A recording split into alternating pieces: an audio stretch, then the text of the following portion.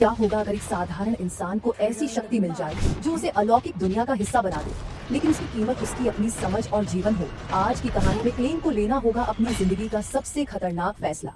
Episode की शुरुआत होती है क्लेन के स्मिथ का कार्ड स्वीकार करने से। वह रहस्यों का पर्दाफाश करने के लिए खतरा उठाते हुए एक बार की ओर जाता है। वह एक कोड का उपयोग करता है। बारटेंडर उससे पूछता है, तुम्हें किसने भेजा है? क्लेन स्मिथ का नाम बताता है। इसके बाद क्लेन को एक लिफ्ट की ओर निर्देशित किया जाता है जो उसे एक सुरक्षा कंपनी के कार्यालय तक ले जाती है। वहाँ उसकी मुलाकात क्लर्क रोजेन से होती है जो उसे पहचान लेता है और उसे एक गुप्त बियॉन्डर अड्डे तक ले जाता है। वहाँ क्लेन की मुलाकात लियोनार्ड से होती है और उसे पता चलता है कि बियॉन्डरों का काम बढ़ गया है। रोजेन बियॉन्डरों के विभिन्न प्रकारों के बारे में समझाता है और फिर उसे कैप्टन स्मिथ के पास भेज देता है। क्लेन स्मिथ के कमरे में प्रवेश करता है और घोषणा करता है कि उसने बियॉन्डर बनने का निर्णय ले लिया है। स्मिथ उसे पुलिस के विशेष संचालन विभाग में भर्ती कर लेते हैं। क्लेन सुरक्षा कंपनी के दिखावे पर सवाल उठाता है। स्मिथ बताते हैं कि यह वास्तव में एवरनाइट देवी के चर्च का एक मुखौटा है जो अलौकिक घटनाओं को संभालने का काम करता है। वह क्लेन को चेतावनी देते हैं कि नाइट हॉक बनने का मतलब है नियंत्रण खोने का जोखिम उठाना। इसके बाद स्मिथ उसे एक कब्रिस्तान में ले जाते हैं। वहाँ वे उसे उन साथियों की कब्रें दिखाते हैं जो नियंत्रण खो बैठे और मर गए। स्मिथ क्लेन से सृष्टि की कथा के बारे में पूछते हैं। क्लेन बताता है कि एक सृष्टिकर्ता विनाश से उभरा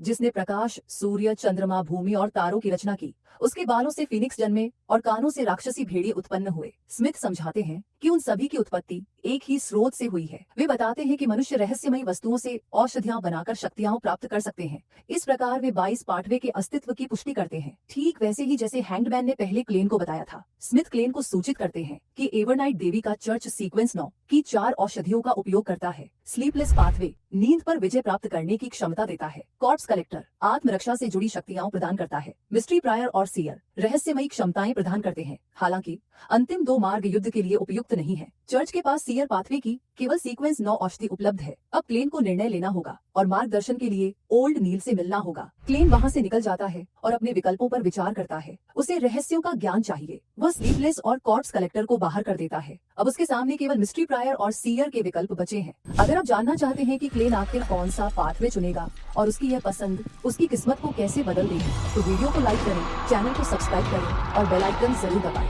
अगली कड़ी में कहानी और भी रहस्यमयी और खतरनाक होने वाली है।